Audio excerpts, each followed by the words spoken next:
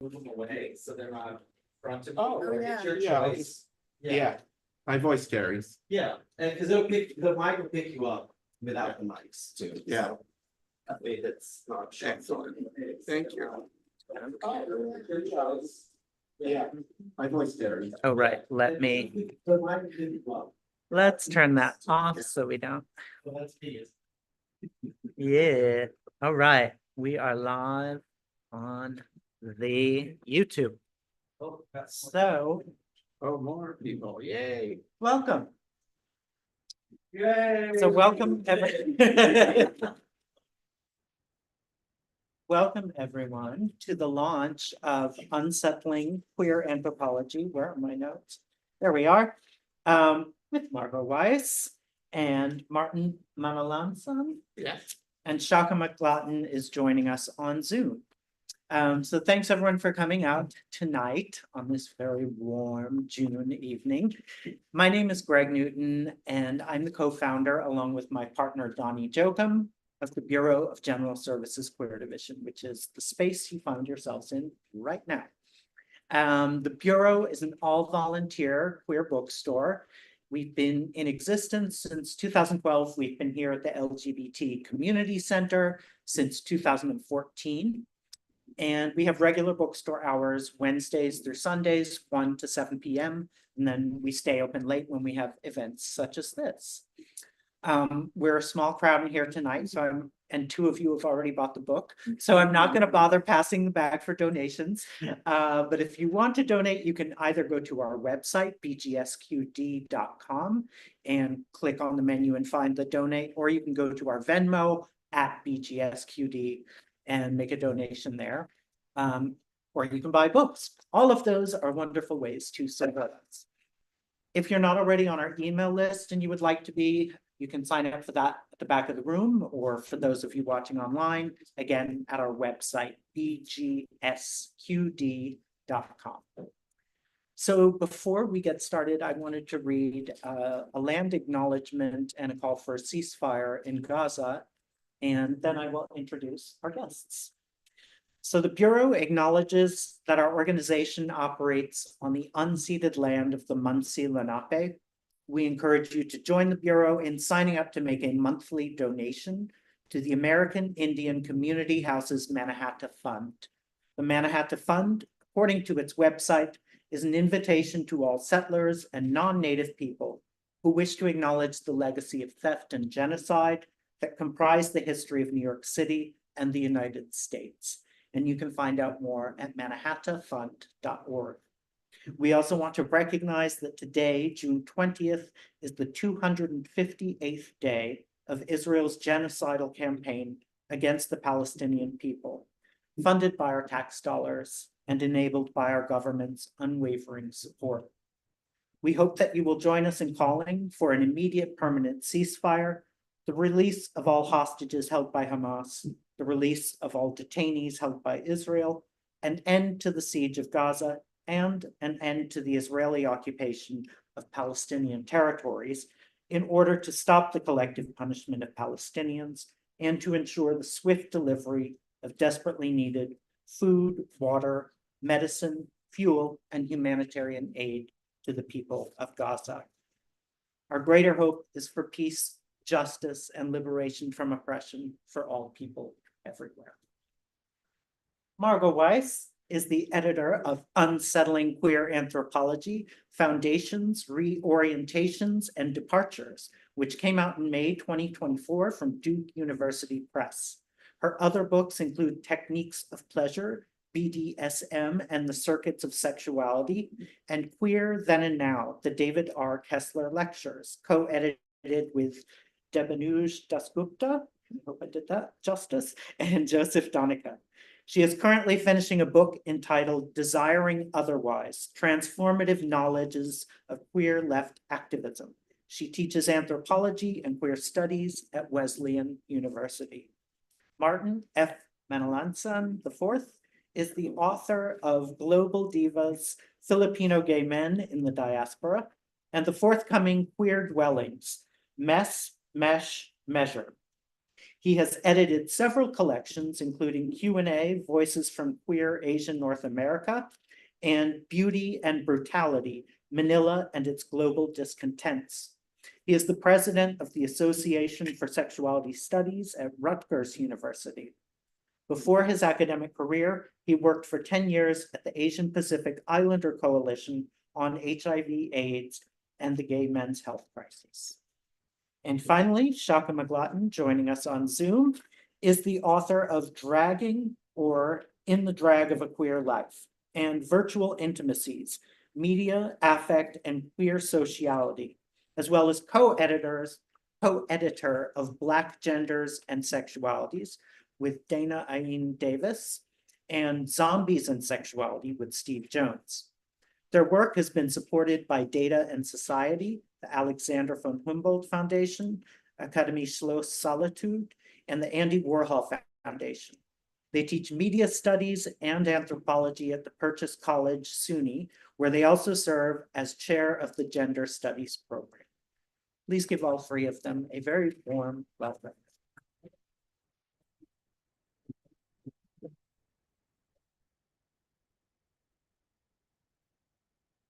All right, take it away. Okay, thank you so much, Greg, and thank you to the BGSQD. Yes. Or the Bureau for sure. Or the Bureau for sure, for hosting this book launch. And thank you to Martin and to Shaka for being here, heroically being here, even though you have COVID, Shaka, Martin, braving this ridiculous heat wave to come here. So I appreciate everybody who's here. And all the other contributors, the press, everybody who made this book happen. This is the official book launch for the book. And the book, really emerged from conversations that I had been having with my fellow queer anthropologists for many years.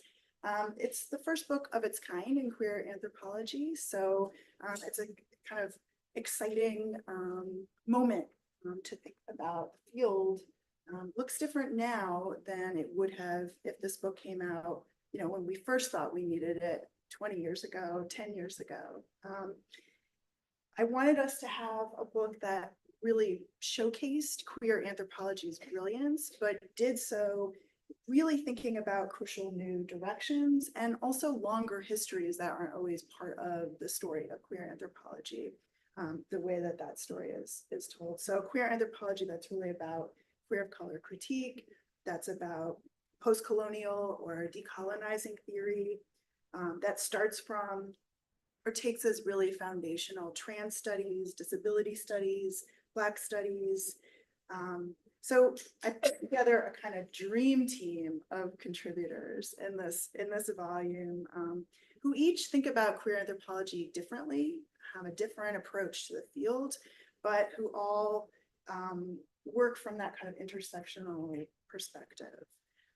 And so in the end, the book asks big questions, not just about queer anthropology, but also about what queer means, how to think about culture and difference and alterity, problematics of US-centered theory, and method more generally, ethnography, but method in general as a way of thinking, of knowing, of studying, of reading. So as I was thinking about what to share with you today, thinking about doing a brief reading, I thought about reading part of the intro, has an intro, but I thought that was kind of boring. So I thought I would do a kind of mixtape instead, in keeping with Savannah Shangay's poetic invitation that opens the volume, and she actually has a playlist that's part of the volume too, so I can share that, yeah. So I'm gonna read just like a tiny snippet from each chapter. And then after that, we can talk, the three of us can talk, and I can ask Martin and Shaka to share more about queer anthropology, queer studies, kind of new directions in queer ethnography. So here it is. Come sip with us. We pregame with Riggs and Reuben and Lord and fresh mint and lavender tea, spiked for some with honey and others with rum. We take turns crowding in the too small mirror, brushing waves forward and slicking edges back. Unscented shea butter smooths over our rough elbows and frayed nerves. It's been such a long time. Reluctant and resolute, we pawn the sweet solitude of books and cats and apps for the heady promise of a good time. And that's from Savannah Shange's preface, You're Invited, a playlist for errant ethnographers. In his 1989 film, Tongues Untied, Marlon Riggs renamed The Discipline, a project that he and other Black gay men, lesbians, trans, and bisexual cultural workers and intellectuals were engaged in as Anthropology, the unending search for what is utterly precious. Please allow me to invite you to engage the Black gay feminist habit of mind as a fieldwork ethic. And that's from Jafari Allen's The Anthropology of What is Utterly Precious, Black Feminist Habits of Mind and the Object and Ends of Anthropology. Can you hear me okay? Yeah. What about those people at the door? Do they? I can't tell.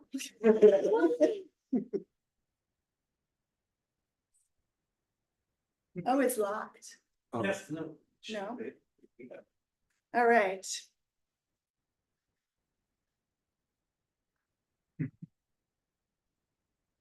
Yeah, of course.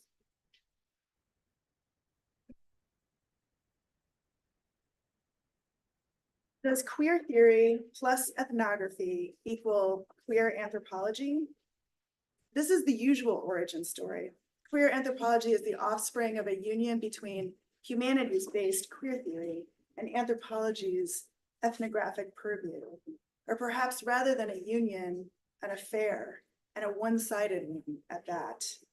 As this story goes, queer anthropology is reducible to ethnographic context, generating no theory, and innovation goes only one way. This chapter tells a different story.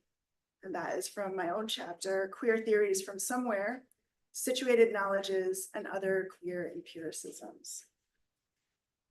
Race and colonialism condition the formation of the category sexuality and the sciences that have examined it.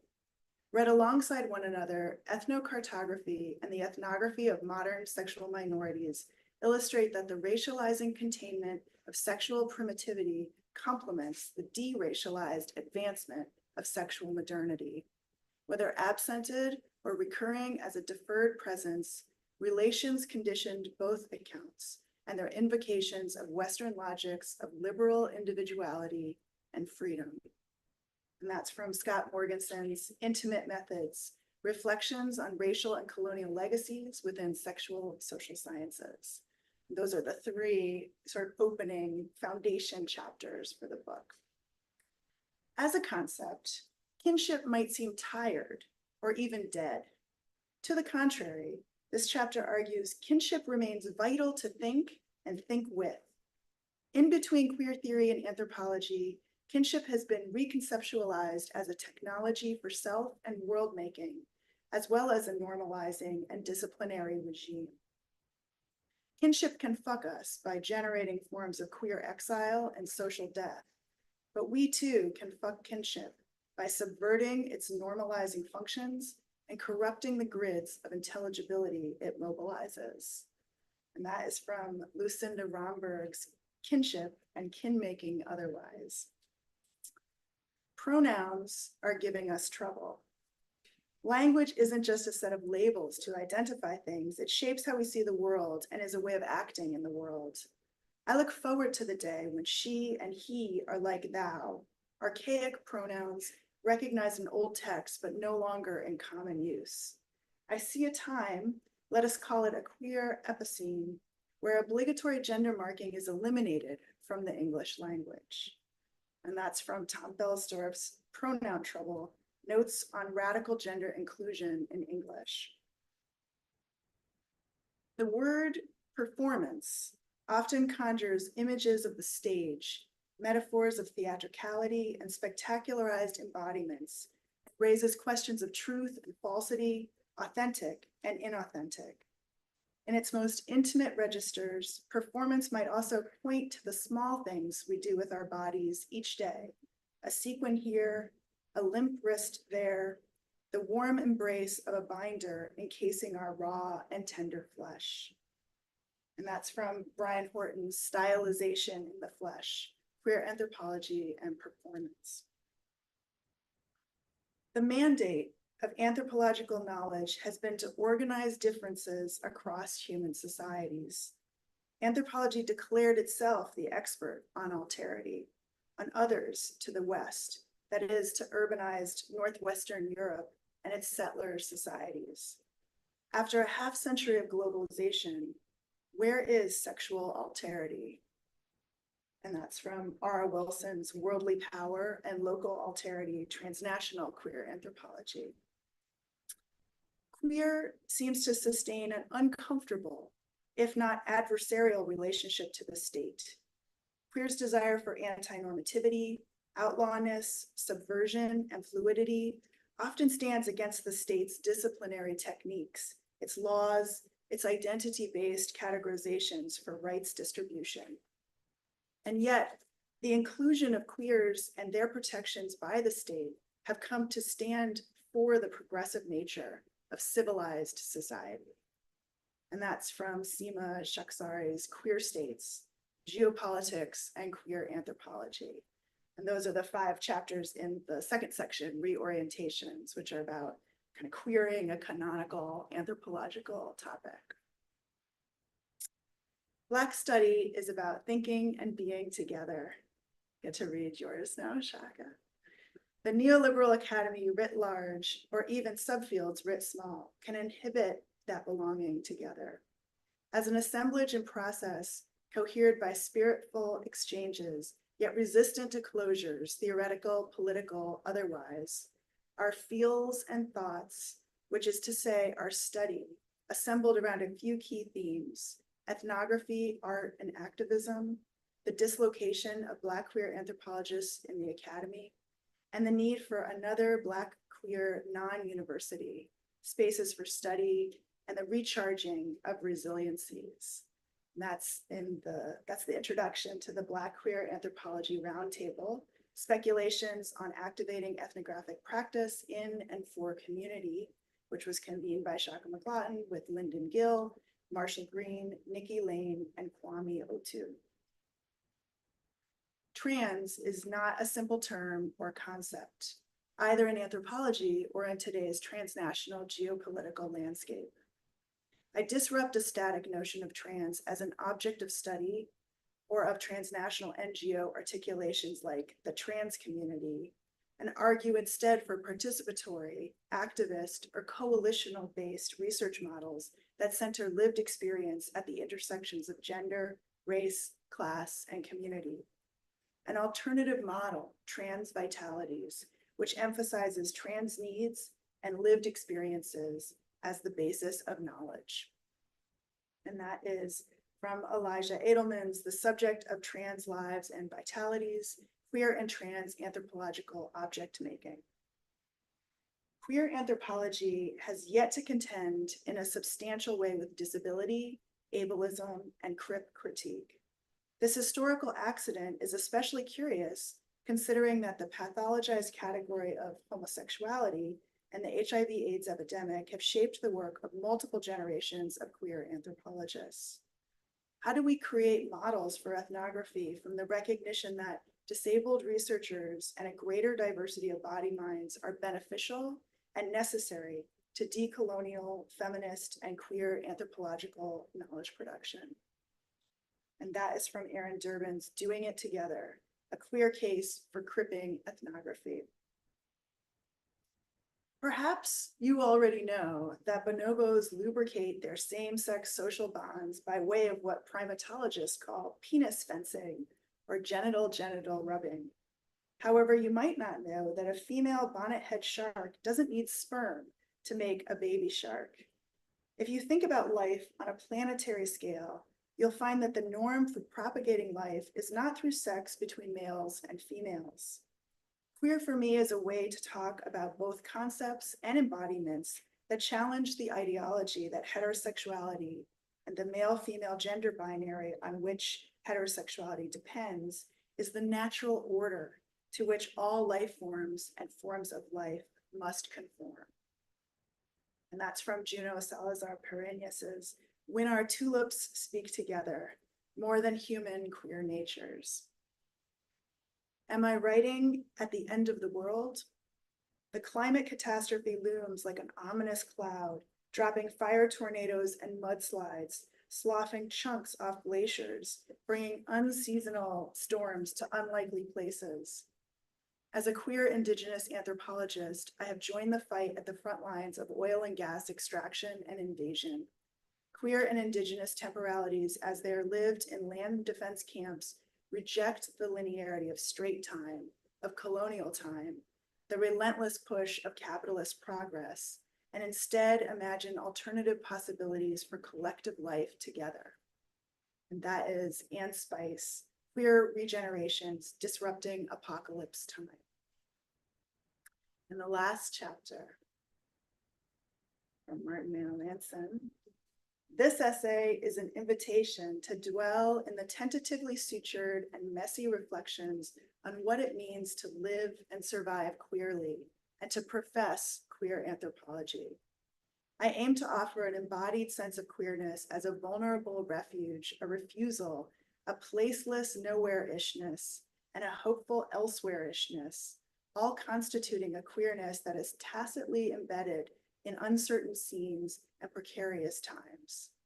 I do this to reflect on the practices and variant forms of something we can call queer anthropology. That is Martin Manalansan's The Queer Endotic, Experiments on the Infraordinary, or Seeds for a Worlding. Those are the 6 chapters in Departures, which is about reworlding queer anthropology.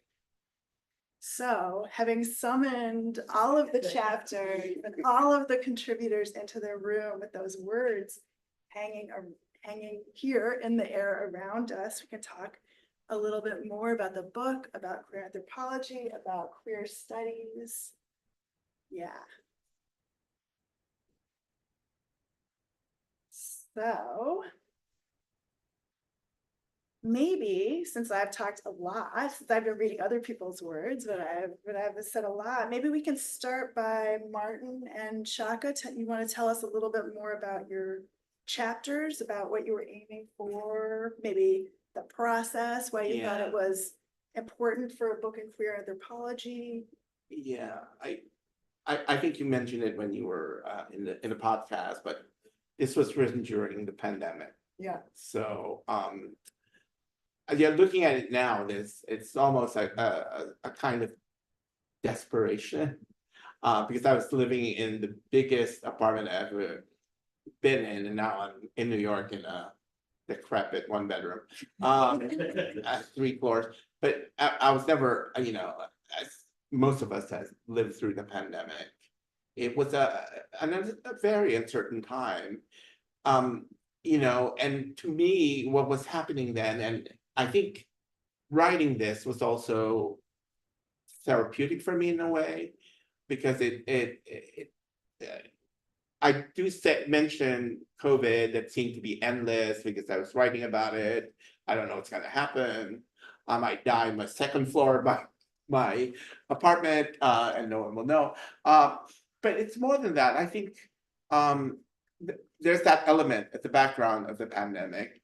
But I also think, and I know the title might seem a bit too esoteric, because I talk about the infraordinary, which is a term I got from Georges Perec, this brilliant French Jewish writer. And he's talking about the things that go beyond, below the ordinary, the things that we don't notice. And I think of queer anthropology as a way of noticing, right? And he talks about noticing, about being aware of what seems to be banal, ordinary, unimportant things that actually are part of the way we create a world with the way we live. And so, I don't want to go on too much, but the excerpt you got is really about my attempt to talk about my projects, right? Not as just this professional thing, but something that enables me to live. So while people might say I'm an anthropologist, sometimes I say that, but more often than not, I just say, well, you know, I live in this world. It's a way of living. And I think when I think of methodology, I don't think in very strict terms. And I think you've seen it from my forthcoming book and in the excerpt. My keyword is mess. So and to me, that's like really the most brilliant word right now.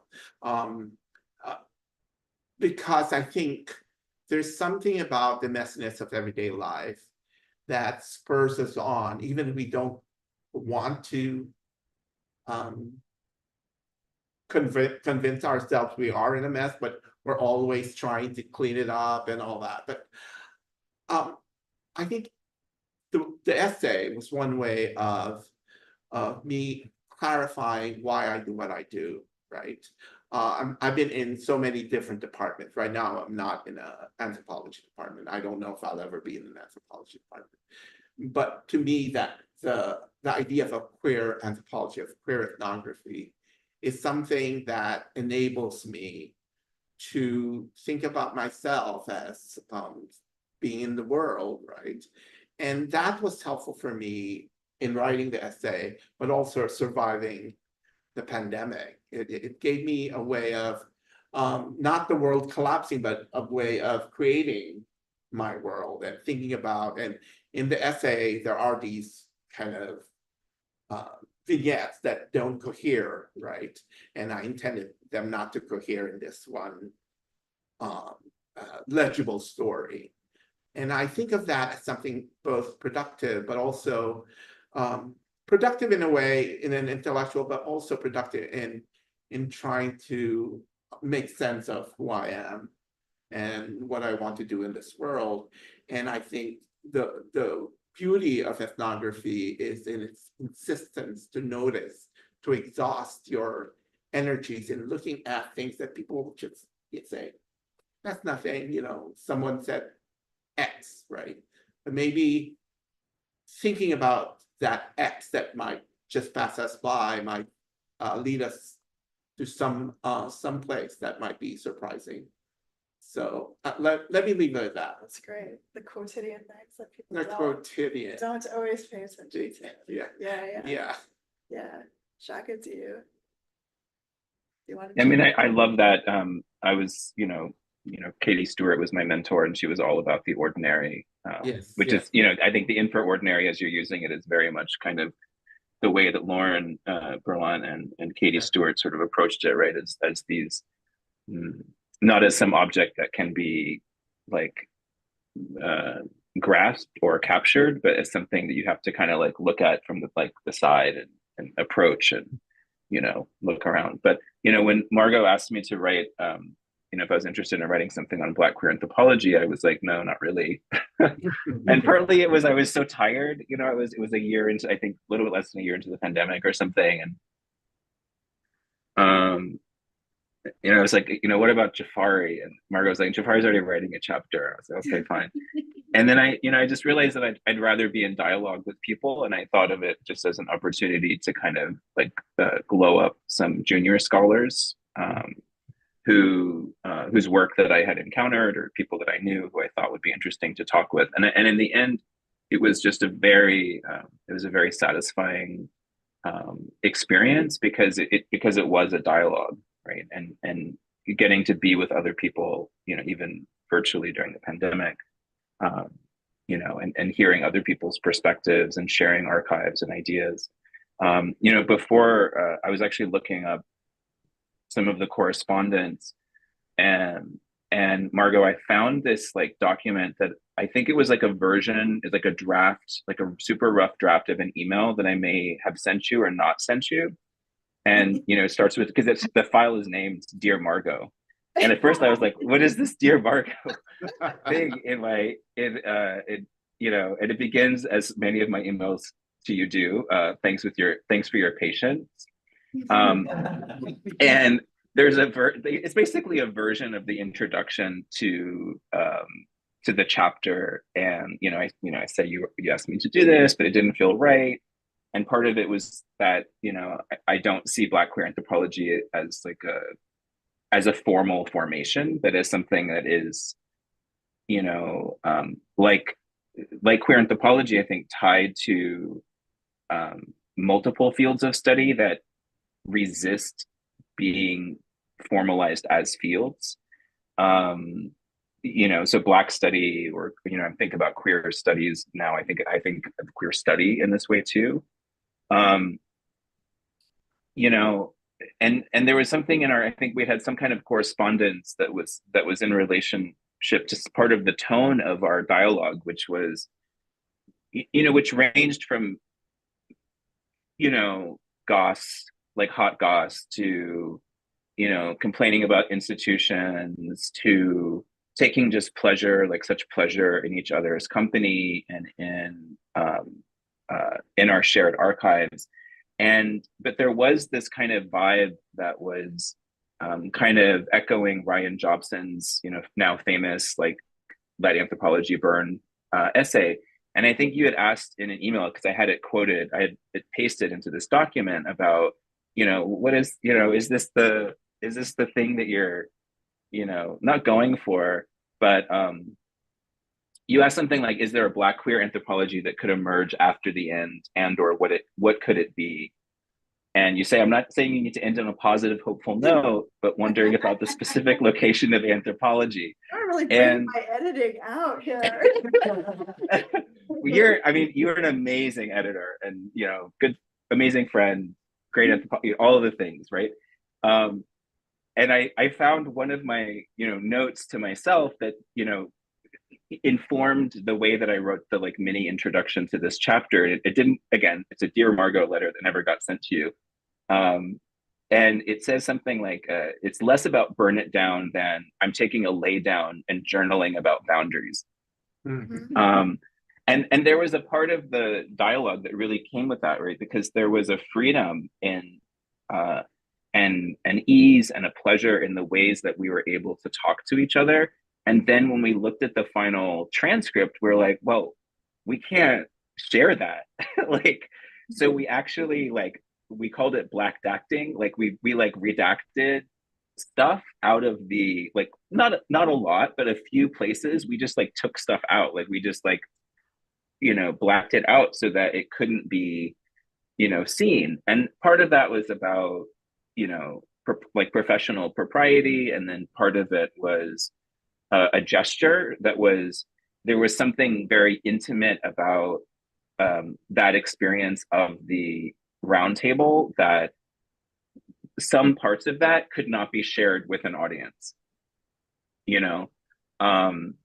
and so yeah, it was like taking a lie down and journaling about boundaries. But it was a great, it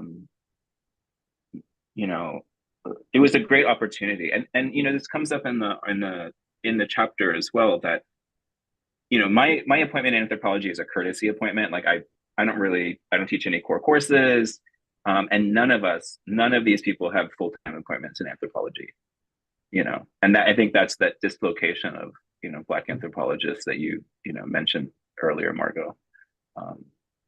But I was interested, I just going back and finding this Dear Margot, I was like, this is such a great, there were so many kind of levels of the dialogue that were happening, from 2021.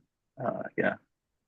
I think that's still true. I think that anthropologists of color, people with PhDs in anthropology, tend to be in ethnic studies departments or feminist studies departments. Yeah. And they're very Like 70-something%. Yeah. It's really, I was called together with my Latino colleagues in Anthro. We were called the affirmative action hires. So because we were hired primarily for the ethnic studies programs. That's why we got weaseled our way through anthropology, because we were not talking about, the elsewhere. So you were the elsewhere. That's the problem. Right? Well, It's yeah, like we were, yeah. It's the native anthropology that becomes, and that's part of like the gathering for the book, is like thinking about the unsettling anthropology and even unsettling queer anthropology from these other perspectives, like, I appreciate what you said, Shaka, about like not wanting to discipline those locations and Yeah. thinking about Black queer anthropology, not as like a thing, but as practice or as a, yeah. But, oh, I mean, it wasn't a year into the pandemic, it was like right as the pandemic started. Yes, Cause I was like, I Mhm. can't work on my monograph, my single author monograph anymore. It's just not making any sense. It's like everything, the world is falling apart. And so I had this volume on the back burner and I was like, this is the perfect Yeah. time to do this volume, which was, I actually said yes because I did my first draft of the book in May of 2020, and I couldn't go further. yeah. We did a workshop and said, "Oh, we need to revise." Like, I can't do anything.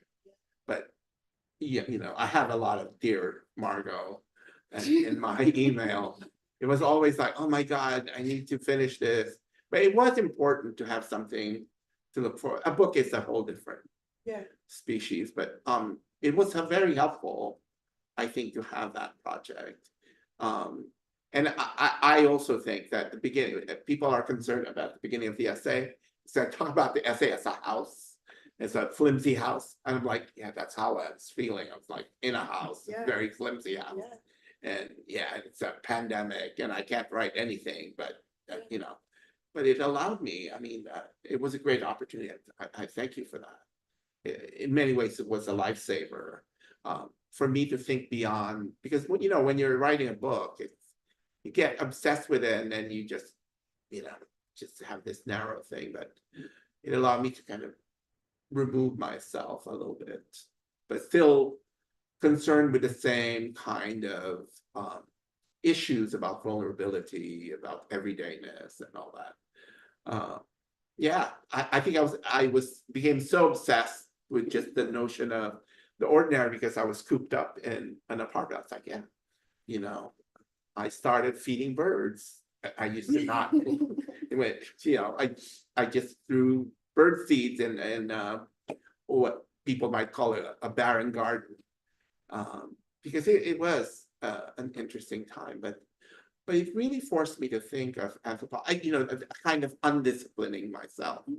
Because in many ways, people think, well, what kind of anthropology are you? Are you from the Chicago school and all that? Well, it's very strange because I went to a very small anthropology department that's now defunct. The only reason why I was able to finish my dissertation was they told me that in 4 months, my PhD program was going to gone. And I took a leave. It was motivating. I was on my 10th year of writing. I was employed in an AIDS agency, and I took 2 weeks out of the 2 weeks that they gave me in a year, and I did it. But I realized I'm very undisciplined as an anthropology. People will say, "Well, you went to this school, so therefore you're this kind of anthropologist." But I didn't, in the same way that when people say, "Well, you're a queer studies scholar," but I never took the class because I was in that era when things were beginning to institutionalize, but I was no longer taking courses, so I was never really trained in what they were calling gay lesbian studies. So in many ways, I think that was helpful for me not to be too bounded by certain canonical things. So but I think, and this is the other thing about the queer LGBT, the SOLGA, Society for Lesbian and Gay Anthropology, and eventually Association for Queer Anthropology. These were the people who were my mentors. My advisor didn't care about what I was writing about. He just said, "I don't know if you can get a job writing about gay men in New York City, Filipino gay men in New York City." That's even worse. But then he realized it was an interesting moment because I just did what I wanted to do, and I didn't know if I would get a job. But in the late 90s, there was and this had to do with the ethnic studies and anthropologists of color. In the late 90s, you see this convergence people, both in anthropology and ethnic studies, that used to, ethnic studies was primarily very historical and literary, but then it just opened up to other disciplines, same way that I think the anthropology of the United States of race and all became more prevalent and acceptable. So I did get a job. And so in many ways, I think my work is very undisciplined and messy in a good way, I think. So. I mean, queer Yeah, it's anthropology. funny. I'm also ill-disciplined. I mean, ill-disciplined was like, Yeah. one of my committee members was like, "You're very ill-disciplined," and not in like you don't do work or you don't write, but in I was drawn. My undergraduate degree was in art, and then I kind of landed in a PhD program in anthropology mostly by accident. And it was closer to my family, but I'd applied for like basically this Institute of Liberal Arts at Emory, which was this very psychoanalytic theory program. I'd gotten into HistCon, and was thinking about going there, and so anthropology was kind of like I was like, okay, sure, let's give it a go. And having a teacher like Katie was I've just used this phrase many times before, but I was very feral. I just was sort of like, just go do your thing. You want to study cruising on campus, great. You want to write about the queer internet, like great, do that. So, and yeah, I mean, there was a great freedom in that. I mean, I think that's part maybe of like the kind of queer anthro methodology, or a kind of queer methodology that I would and have encouraged my students to embrace, would be ill-disciplined. Take from anywhere that you can. Fidelity is not going to save you. It's not Fidelity is not going to get you a job any more than following your own interests will. Well, the three of us are good. I mean, my dissertation was on BDSM, so like none of us really chose like safe paths to the sweet job, or like regular things to study in anthropology. Yeah. Yeah. Yeah, even in area studies, my advisor did field work in the Philippines, and I thought I'll be under his tutelage, and then he told me, because it was the late 80s, early 90s, he said you should go to the Philippines because it's not valued in anthropology, because it's too close to the United States, it's a colony, so it's not as exotic as, let's say, Indonesia. So my MA paper was about Indonesia, and my fieldwork was supposed to be on the Islamic schools in Sumatra, because that was very anthropological, because Sumatra is Islamic but matriarchal. So that was interesting. And to be honest, I don't know if that's even interesting. I don't know if I'll survive that. But at the same, what happened? Yeah, I was like, I don't know. It wasn't because of the Islamic part. It was because it was, these exotic village places. And when I told him I want to go to New York and San Francisco and study Filipino gay men, it was like, you'll never get a job. But what was interesting was these people, Esther Newton, Liz Kennedy, these people who suffered with, some of them, Esther Newton didn't get tenure for writing that Mother Cat book, but they laid the ground, and they were the people that encouraged me. It wouldn't have been the people in my department. They allowed me to do it. I'm grateful for my department to do that. But there was something about, the ways in which certain things were legitimate and certain things were not, right? And I was like, oh, you're doing gay men and in New York, that's not really exotic. It's not different. It's not different enough. Right. Yeah. It's like, Yeah. And the way they did funding then was definitely, they will never fund you to do anthropological field work in an urban area and not doing Native Americans. Right. Because Native Americans were their, right. Their fetish. Right. Right. So we're talking about like the proper objects of anthropology, yes, and then even the exactly. proper objects of gay and lesbian anthropology, which like queering that, right, coming from this. Yeah. Yes. Actually, I'm sorry, I'm getting into my trauma. In my defense, there was this very famous art historian that they said, oh, you should have him. the gay person, professor in the department. It was Douglas Cribb. Yeah. And Douglas Cribb said, how dare you critique the white gay community? That's my community. That was during my defense. I was like, oh my God, I'm blocking my defense because I critique the white gay community. And so it was really a journey and actually made me think, you know, in terms of what are the proper objects of well, queer, gay, lesbian anthropology. And definitely at that time, as I was sitting down in defense, like, don't critique the white gay community. But yeah, so that was 90s. That's long ago.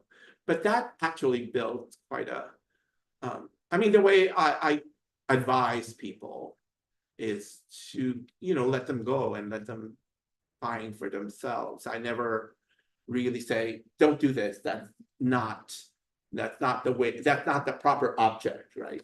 I never talk about proper objects. And actually, the more improper, the better, you know, the more interesting I think. So. It's interesting to me. I mean, both of you talked about writing during the pandemic. For me, it was like this editing project during the pandemic was a way of like connecting to other people. Yeah. And not feeling alone in my room writing, right? Like, but to do something that was more collaborative. But it's echoed through, like, where do you find queer community? Where is the, right? And queer anthropology, you know, are the generations before us that didn't get the jobs, that were, you know, whose object choices were improper, even as they became like canonical figures, like somebody like Gail Rubin, somebody like Esther Newton, you know, who, I mean, are sort of legendary. Esther was here, right, at Purchase. Like she Yes, left the year that I arrived. Yes. And yeah, I mean, she got so much shit for wearing pants. You know what I mean? Like literally, like literally. She was a hunter, and she came up for tenure after Mother Camp, and her chair was Seidel Silverman. You know, she was president of Winter Grant, and she was the chair. And I was in a panel celebrating Esther, and Seidel Silverman said, your book is great, blah, blah, blah. And Esther said, Seidel, you fired me. I was like, well, yeah. But you were ahead of your time. I was like, yeah. And you couldn't see. Right. Yeah, that's why.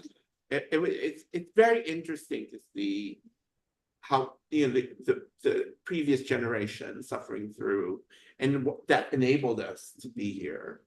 Right. I always recognize that in many ways. People did suffer to get this. So people say, oh, it's the mode, it's like the trend. People are doing queer now. Yeah. You have to do a little queer here to be marketable now. And people were telling me, oh, I don't know if he can get a job. But yeah, it is in terms of what was happening in the 90s that I think enabled me. Of course, I didn't gain the academic mark. Some people are good at it. I'm not. I was just like, I'll do what I do. I'll just get my PhD that I've been working for, I don't know, 12 years. And then I'll be unemployed and be in nonprofit for the rest of my life. But yeah. Yeah. Do you think that it's still, I mean, I'm thinking about queer anthropology now, right? We're at a different moment with queer studies, we're at a different moment with queer color critique, we're in a moment with sort of decolonizing, which can be just really an empty framing, right? And but is like cited and return, right? And then you cite like Wayne Yang and Eve Tuck in order to say that you're not right. So yeah, I think it's curious about what you both think about that. And this book comes out now, right, into a field where queerness is both, like queer studies is both like totally institutionalized and still the target of like ongoing attacks. I'm looking at Debbie thinking about, right, like in college in Florida. So the Florida thing, yeah. It's interesting. It's really the revenge of the the powers that be, right?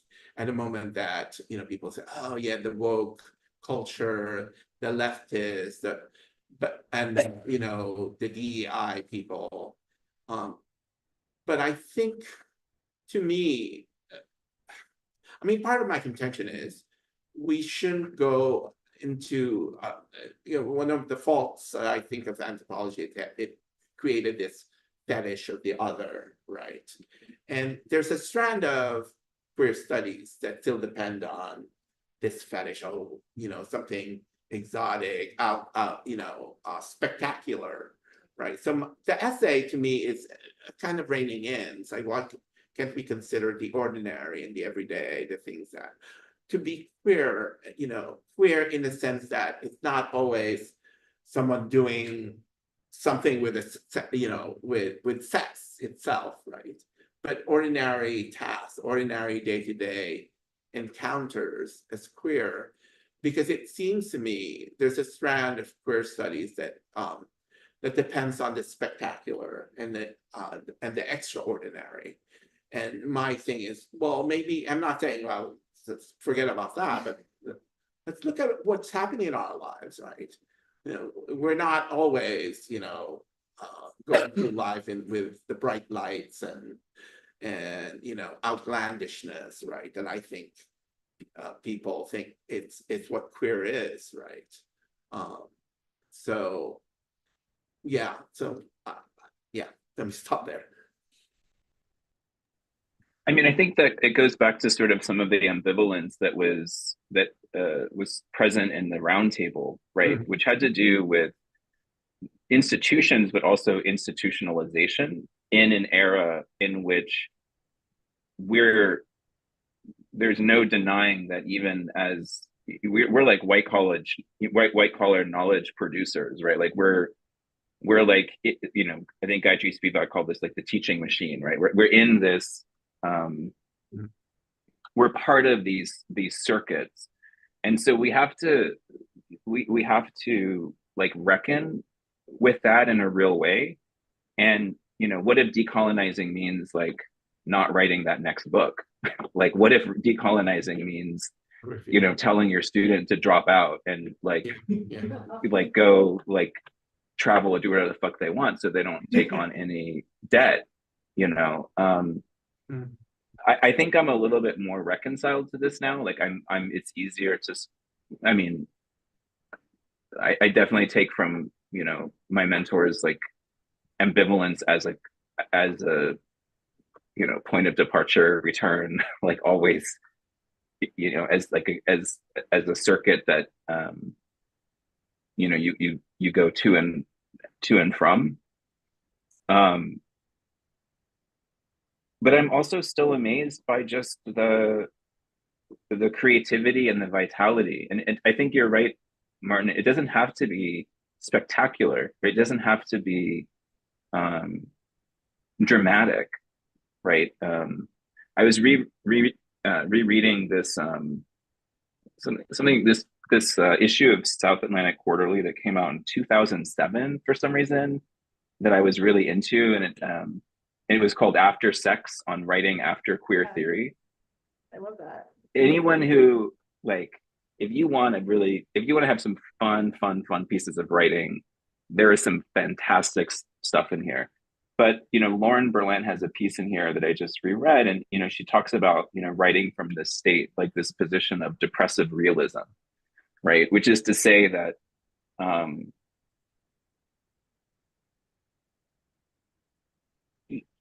she's obviously like, with her work, like Cruel Optimism and stuff, like deeply skeptical of any narrative of the good life or all of the normative demands that we attach to the fantasy of a good life and the harm that causes, right? But I still think there's plenty of room for just being interested, right? Like that part of a queer method is just like interest and curiosity, and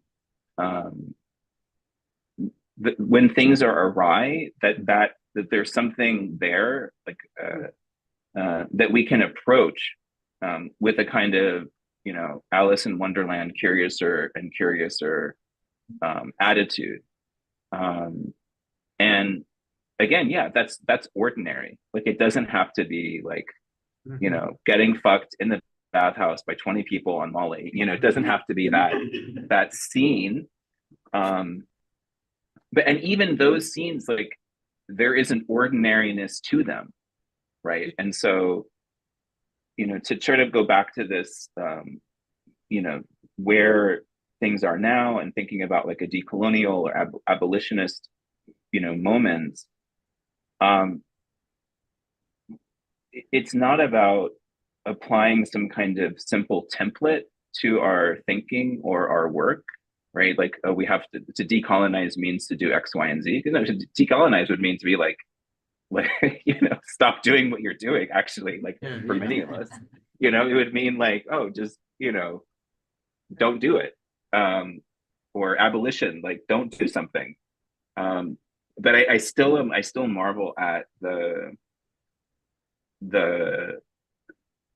non-dramatic sparkiness of like queer thinking and queer methods. And so I think there's plenty of room to go. Like, you know, we'll keep publishing books, we'll keep having ideas, we'll keep talking to each other. And, you know, in some ways, I was thinking about this earlier, that I haven't been hanging out in as many anthro circles for like some years now. But those like art and tech and media worlds are deeply influenced by the most interesting stuff from anthropology, right? Like parts of the decolonial turn, some of the most interesting stuff from that intersection of queer studies and anthropology, of Black studies and anthropology. Like that's all over these spaces. Like when I go to Amsterdam or Berlin or whatever, that's what they're talking about. You know, they're talking about like decolonial anthropology that's informed by Black study and queer theory and, you know, like folks like you. So, you know, I think like, I guess what I'm saying, you know, I like the idea of embracing the ill discipline and the ambivalent, and thinking about ways that taking seriously calls for decoloniality and abolition, and how do we infuse those in our work. And I think people are doing it. So I'm not, you know, in spite of sometimes my cynicism, you know, I'm not ready to burn it all down. Right. But because there's still something happening. And as long as that something, that messy something is happening, like I talk a little bit about mess in my drag book too, Martin, and it's funny because the drag queen that I talk about it with got really, really angry at me for using that word to describe their work. And I was like, oh, this is because I thought it was a, you know, it's like, but they're like, no, I'm not doing something messy. I'm doing something that's very precise. And I'm like, yeah, it's so precisely messy. yeah. It's Oh. interesting because I read a lot of African American writing. Here we go. Ages. Fred Moten's work is very instructive. He talks about meth in his really brilliant way. And so there's a way in which I think it as part of our own critique of you know, the power structures in our everyday life, neoliberal, you can call it neoliberal, whatever you want to call it. It's this use of the cleaning up, right? The cleaning up of the mess that you see in political rhetoric that's so prevalent. And so, you know, the idea, and I try not to speak too much about Marie Kondo, because people think I'm being misogynist, but she's a symptom of the kind. I'm sorry? What a super fan. Oh, well, I can't say I'm a super fan because I'm real messy in my everyday life, but I think there's something about, talking about how mess, you know, drag queens of color, people call them a mess from the outside, but I think there are people who will admit to being hot messes, right? And I think there's something about, I don't know if people are so, I've been so kind of into the notion of mess. I've gone to like several books and etymologically, or not etymologically, but semantically, there's an ambivalence to hot messes that I think people don't recognize, and I think it's productive to see why, why people see it as always this top-down judgment. And I know queers of color who claim as being messes, right? And what does that mean? Because you refuse those the order, the preset order of hygiene, of acceptability, of cleanliness, good fashion versus bad fashion, right? Things like that, or the proper way of being of what do you call this? Performing emotions, right?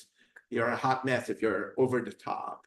What does that mean, really, at the end of the day? Or you're not caring if you don't show these kind of overt embrace and cooing words and all that, and that the idea that there are these legitimate performances of legitimacy, of citizenship, of being moral, right?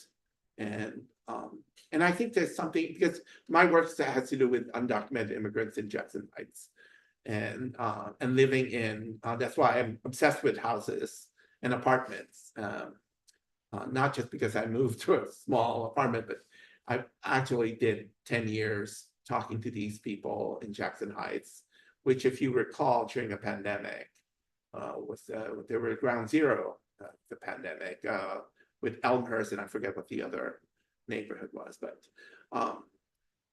to me, these people that live in these cramped houses live in what some people might call impossible lives. But I think here is why I believe in queer, not in terms of exotic sexual practices, but really about possibilities, right?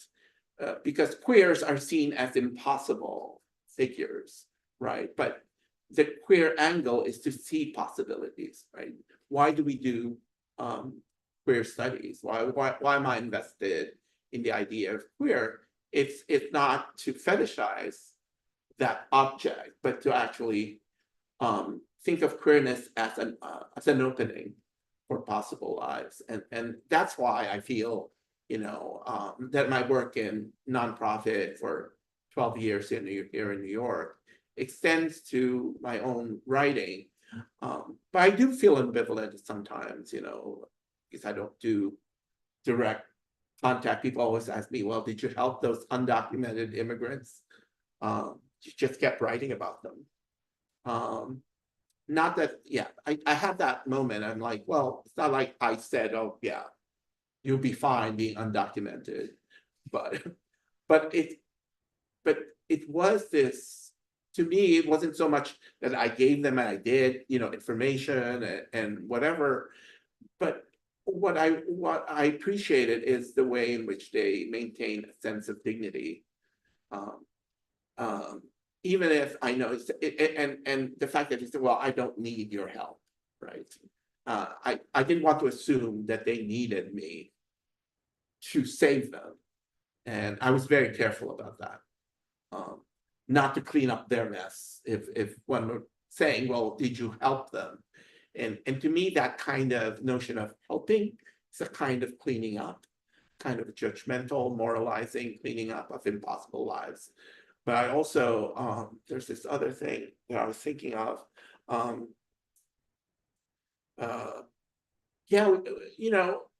People actually say, well, what's the difference between the rhetoric of the right? So basically, Trump has always talked about the enemy of democracy, of, America being great are the dirty people from hellhole, shithole countries, right? And I think there is this, I'm sorry, I'm going on and on about my work. It's this thing about cleaning up, which I think permeates my work that has gotten me into trouble, because there's also this part of me that wants not to conform to, acceptable prose writing. And people say, oh, no, you stick with the argument, no, I want a little, I don't need to mess it up. And that was also the other thing. It's like, what does it mean to conform to publishing standards, to scholarship standards?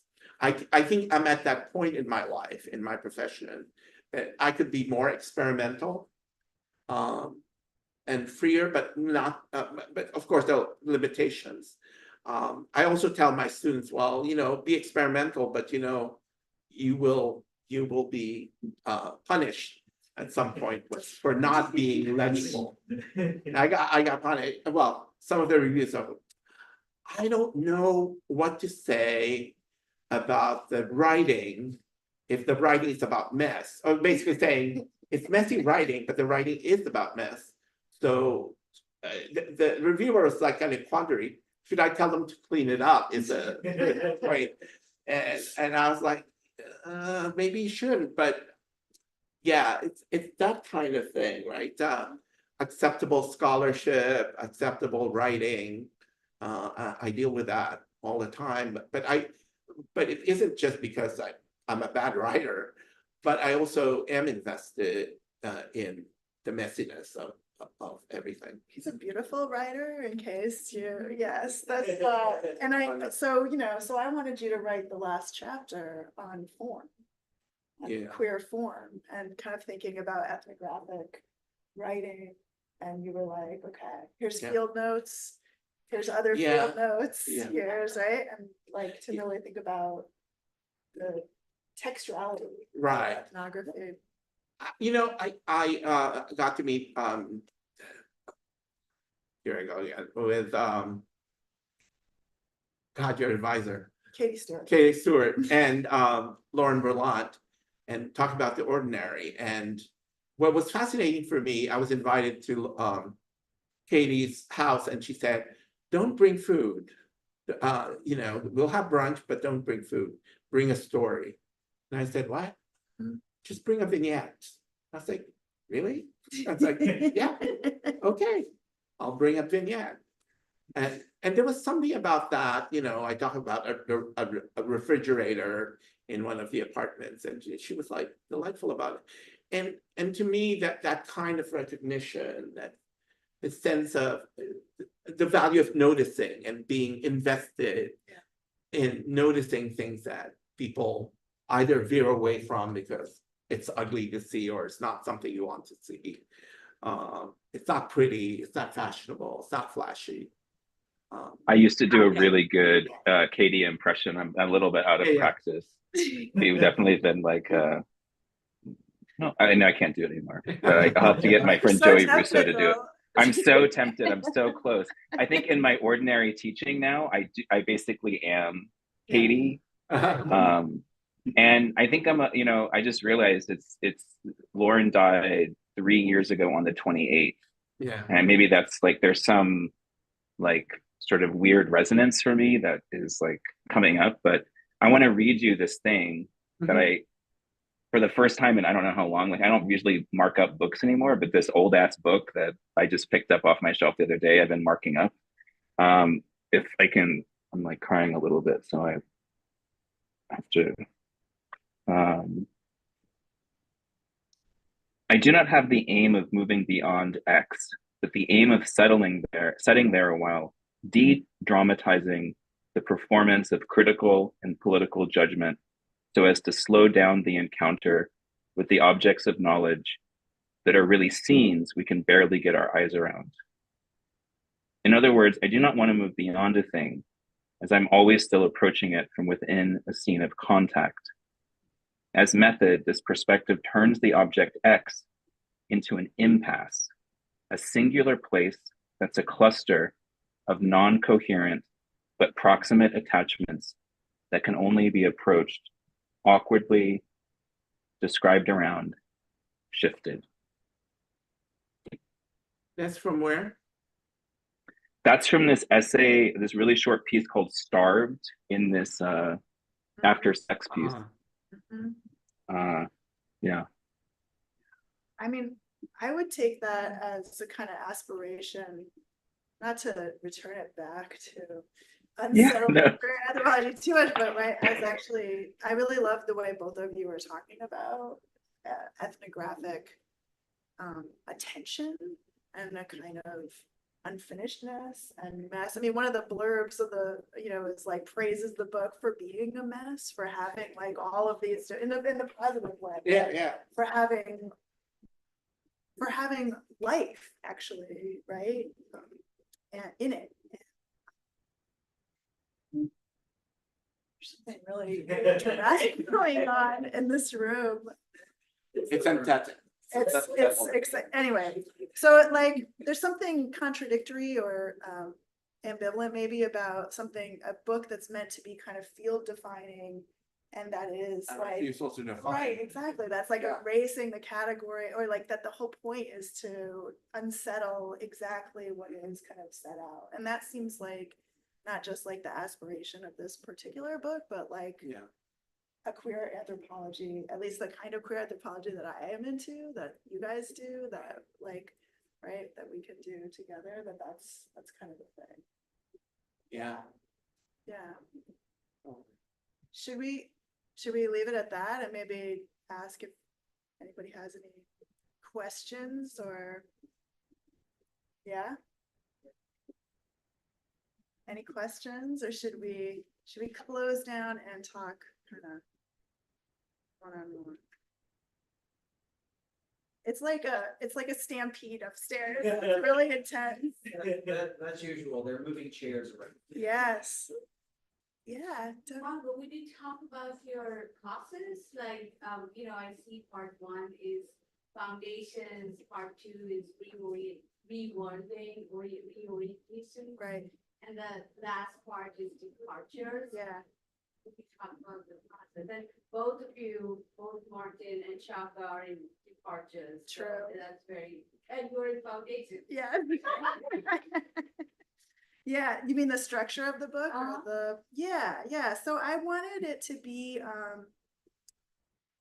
I wanted to do a lot, I guess. So the foundations, I wanted to tell different genealogies of queer anthropology, not just a singular one, that like we move from kind of early exotica, the erotic exotic, right, kind of pre-anthropology, colonial anthropology, through fast forward to gay and lesbian anthropology, and then the 90s, a queer turn, and then that's queer anthropology. So I do like provide a little of that capsule history in the intro, but I really wanted to tell a different story. So there are 3 chapters in Foundations that actually turn to different formative histories of queer anthropology. So like Jafari's chapter on the Black radical tradition as anthropology, right?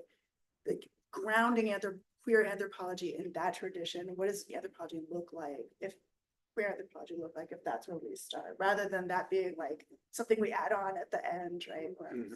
So 3 totally different foundation chapters that there's overlap, but they just tell different stories, in part to show that there are different queer anthropologies, and that's what's important or interesting or exciting about the field, right?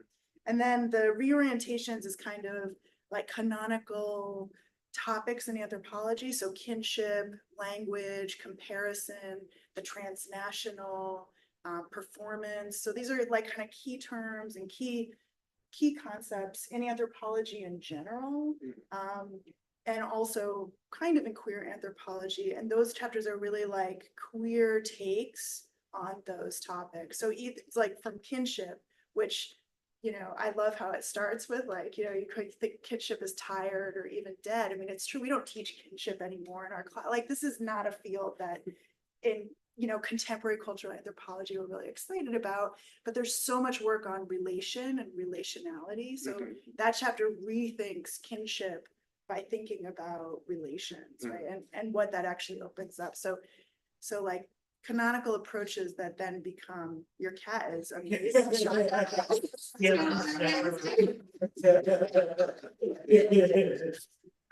I could hear him through my noise canceling headphones, like outside the door. Like he's a little Maine Cooney, and so he was so loud that it was It's sorry, great. it's distracting. No, So, no, so those are reorientation. So my, like, for that, like, those are, you know, if you're interested in a particular topic, if you're teaching something, but also for anthropologists who are not into queer anthropology, to really see what queer critique Can do. offers to these fields, right? And exactly, and has done actually over the sort of long course, right? And then the departures, that's the last section, which I thought about as kind of new directions, which wasn't the most like exciting way to initially conceptualize it. But what actually happened was all those chapters really centralized like accountability, responsibility, different kinds of relations beyond those just like within field work. So like community, relations and accountability to the land, to like broader understandings of kinship. So those chapters I think are kind of bring anthropology. Anthropology is always in the world. I mean, I think you started off by saying that, right? I mean, that's kind of a defining quality of it, but those chapters really bring queer anthropology into those like messy, open relations. So yeah, those are the three kind of different approach. And I thought they might be interesting to different kinds of readers too, different possibilities of teaching. Yeah. Hard question. Yeah. Yeah. Anything else? Yeah. I missed what. It sounded like I came back in when you were speaking about your supervisors. I'm a graduate student, and it feels, my experience is that I feel very isolated. Yeah. And like, there's all of this hidden knowledge, and I'm trying to figure out what I need to know, but no one will tell me what I don't know. Yeah. And I'm trying to cast my web and build my networks. And by networks, I don't think people can get things. I mean, people who I feel appreciate as people. And it was really comforting to hear you all share your experiences, even though it's not great that you have, you know, wild success. I also worked in HIV health services and for 7 years. So I'm also looking in the pipeline of minimal pay, pay work under this. Yeah. But that's also informed how I learn and what I value. And I did a lot of peer work in those services, and experience is not something I see valued in every company. Yeah. Or especially like anything that is not white, and anything that is, I know anybody would think that is historically feminized. Yeah. It just doesn't have a place. And in queerness too, there's still this like in the academy. I'm sorry, I'm just saying that I'm just kind of branching now, but the closer you can get to white masculinity and occupy that role, then I think people start to just dole that out, even if it's like they're the face of someone who's more like allegedly like me, or and I don't know. Do you have any suggestions for kind of navigating these spaces, because it feels a lot. They're all wonderful people, but it's kind of just like grasping. Yeah. And like, I don't know, I feel like an infiltrate itself with many helms, and I'm just trying to find some stars. It doesn't have to be a North Star, just any constellation, like I don't know what hemisphere I'm in. Sorry, not fucking them off about how that feels really overwhelming. It's not that it's difficult to learn, it's that I don't know, they just feel like there's any guidance in there. It doesn't feel like there's any trust in students as full people. Or even like advisors that seem to trust themselves as full people. I'm like, you're a real person, you can tell me about your kids. Or like your weekend or whatever. Sorry, now I just started. I don't even know what I was asking. Apparently I just needed to have a event. No, it's I mean, when I was talking about my own experience, I did say, and I want to reiterate it, I don't know if you go to the conferences. I don't go to other panels, but I did go to the Solga and eventually Aqua panel meetings. Yeah. Because to me, they were the ones that formed me. It wasn't my training at the University of Rochester, which was all British colonial anthropology, which I never used to this day. But it's really these people, and I got to appreciate what Esther Newton and all these other people that went before me had to face. It, I mean, they were very encouraging. They were very supportive. And they were the ones that were writing my letters. My advisor had to write my letter because she was my advisor. But it was these people that I met. And to me, I don't know. I mean, you might have a suspicion around, you know, these senior people, but I never got that when in the early 90s, I went into Solga meetings, Society of Lesbian and Gay Anthropology, and they were very welcoming. And they were the ones that told me, yeah, go and write that. And that actually allowed me to just pursue, because you shouldn't depend on just the people in your department. If you can find a mentor, you should be able to find mentors elsewhere and be open to that. I think that precisely because of the history of gay and lesbian anthropology, queer anthropology, the people who have suffered, they're more open to like mentoring you because they themselves, they were fired, they were, Right. you know, they were not promoted, they were, you know, associate professor And for they're often eons. marginalized in their Yeah. departments. I mean, I had the same experience, and I think Shaka probably did too. I mean, I had a supportive mentor, but I found it's Solga first, and then Yeah. Aqua, like people who actually cared about the things that I cared about. It was like, and I think that's a queer experience too, Yeah. like to find a community that's not the normative community that you're kind of handed, right? So there's like beautiful things about that, and also really frustrating things about that. Yeah. Answering and sharing your experiences. And I didn't mean to completely dump from grad school. I'm very glad to be learning. I mean, what a time though. Yeah. And it is, Yeah. it is helpful to hear your experiences and that there are, clear ways of knowing and community building. Yes. Yeah. Yeah, and then you can edit a volume where you Yeah. invite all your friends. Yeah, and working with people, you know, from your generation and getting someone senior to help you out, things like that. I think, although I can't say go to conferences, I know they take a lot of money. Yeah. I was fortunate that the agency actually paid for my conferences. Which I would never have gone to because I was paid poorly. But it is important. And I think don't be shy in contacting senior people in the field. Yeah. We can talk after. Yeah. Yeah. Oh, but there are some people you should. There's some people you should. Yeah, there are people you should not. Yeah. Any other? Well, thank you all for being Yeah. here, and for launching this book, and thanks Shaka and Yeah. Martin. Thank you. Thank you. Margot, everyone, thank you so much. And what is your cat's name? Oh, you're muted. Yeah, he just muted me.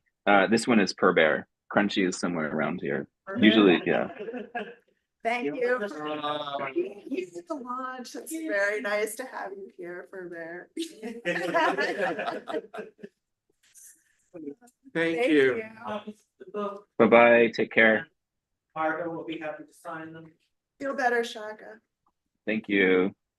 All right. I didn't know about that anthropology bird. I just emailed out.